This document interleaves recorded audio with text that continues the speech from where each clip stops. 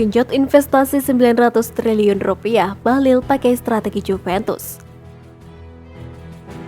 PPKM darurat diperpanjang sampai 16 Agustus. Meski mobilitas berkurang selama aturan tersebut berlangsung, pengelola keuangan menjadi penting.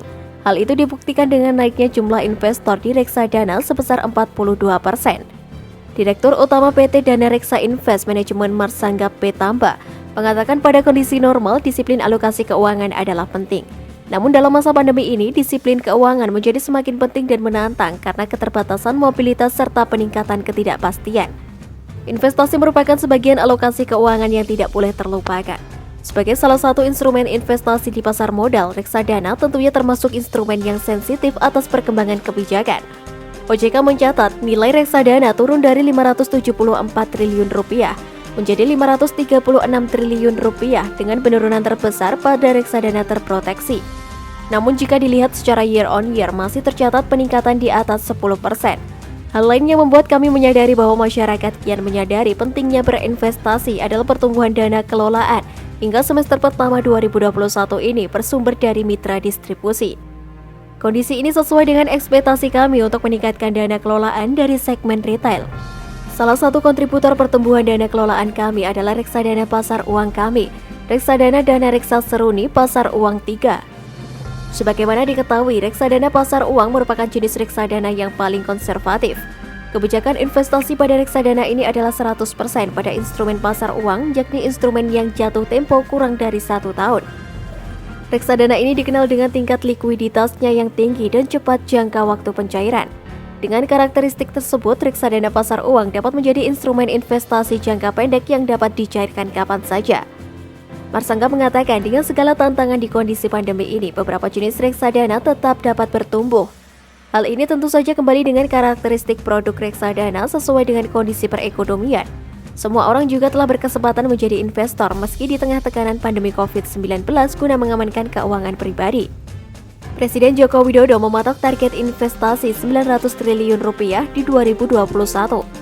Pekerjaan rumah tersebut tentu tidak mudah untuk dicapai di tengah amukan pandemi COVID-19 akibat merebaknya varian Delta. Menteri Investasi atau Kepala BKPM Bahlil Lahadalia mengakui bahwa kuartal 3 2021 menjadi masa-masa berat karena ada PPKM darurat. Ini diubah menjadi PPKM level 1 hingga 4. Sementara realisasi investasi pada semester 1 2021 adalah 442,7 triliun rupiah atau 49,2% dari target. Banyak orang tanya apakah masih optimis untuk bisa mencapai 900 triliun rupiah karena kuartal ketiga terjadi pandemi COVID. Saya katakan bahwa betul di kuartal ketiga adalah masa yang berat karena kita kena PPKM kurang lebih sekitar 1,5 bulan. Untuk mengejar target tersebut, dia menjelaskan bahwa pihaknya menggunakan strategi klub sepak bola Juventus, yakni bertahan dan menyerang. Kalau ditanya tentang bagaimana cara mewujudkan target investasi 900 triliun rupiah di 2021, saya selalu menganalogikan begini. Mengurus investasi di Indonesia di era pandemi COVID itu seperti permainan bola Juventus bertahan dan menyerang. Bagaimana caranya? Bahlil menjelaskan bahwa waktu dirinya masuk di Kementerian Investasi, saat itu masih BKPM ada investasi mangkrak 708 triliun rupiah. Strategi bertahan yang dilakukan adalah merealisasikan investasi mangkrak tersebut, yang sekarang sudah berhasil diselesaikan 517 triliun rupiah. Yang kedua, ada perusahaan-perusahaan yang sudah mendapatkan insentif fiskal baik dari dalam maupun luar negeri yang total proyek investasinya 2.900 triliun rupiah. Jadi kami selesaikan dulu yang ada-ada ini. Kami end-to-end turun dampingi segala macam.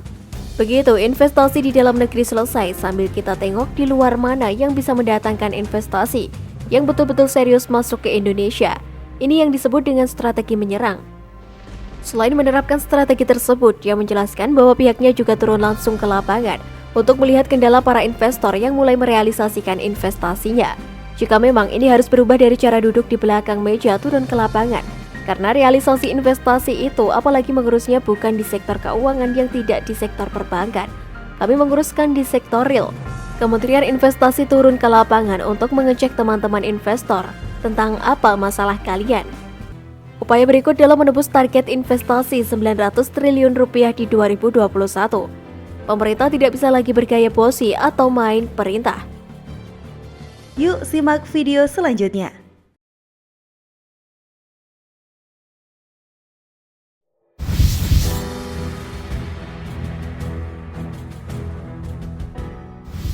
Pesan penting Jokowi hingga Erick Thohir soal produksi blok rokan.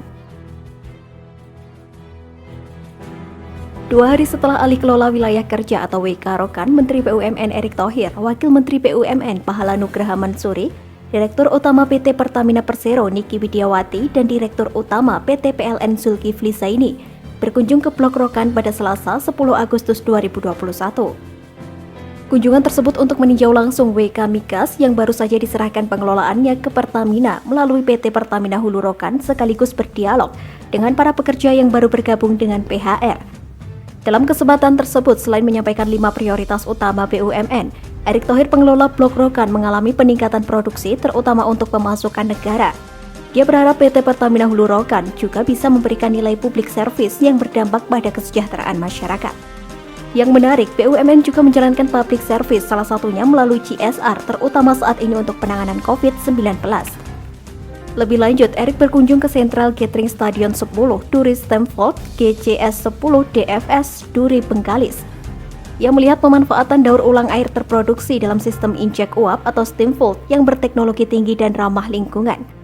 Fasilitas di JGS 10 juga merupakan yang terbesar untuk lapangan duri dengan mengolah 200.000 barel fluid per day dan produksi minyak sekitar 19.000 barel per day. Kehadiran Erick dan rombongan disambut oleh Direktur Utama PT Pertamina Hulu Energi atau PHE Budiman Parhusip dan Direktur Utama PT PHR Jave Arizon Suardin. Dalam kunjungan itu, Erick juga berdialog dengan memberikan motivasi kepada para pekerja yang dulunya berseragam PT Chevron Pacific Indonesia dan kini bergabung dengan Pertamina. Erick juga mengapresiasi sejumlah pekerja CPI yang bergabung ke PHR.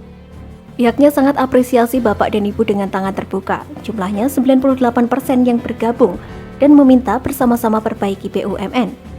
Sementara itu, Direktur Utama Pertamina Niki Widiawati menegaskan aspek HSSE sebagai prioritas dalam operasional. Dia juga menjelaskan perihal visi perusahaan Pertamina ke depannya dengan pekerja PHR.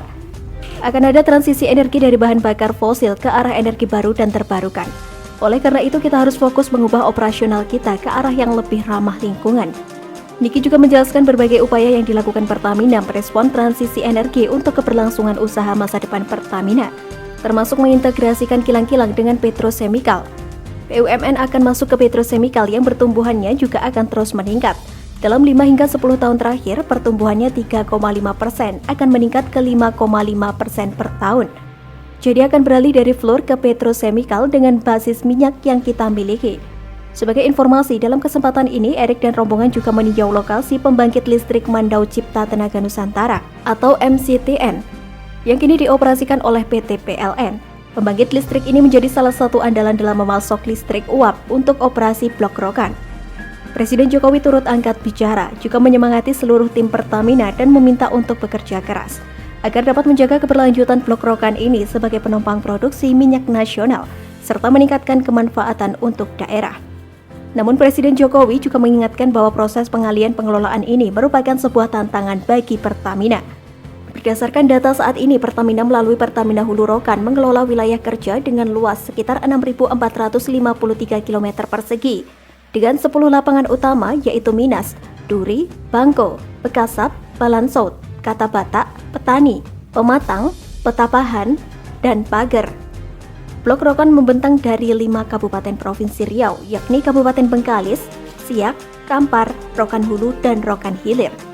Blok minyak strategis ini merupakan terbesar kedua di Indonesia dengan target produksi minyak tahun 2021 sekitar 165.000 barel per hari atau sekitar 24% dari produksi nasional.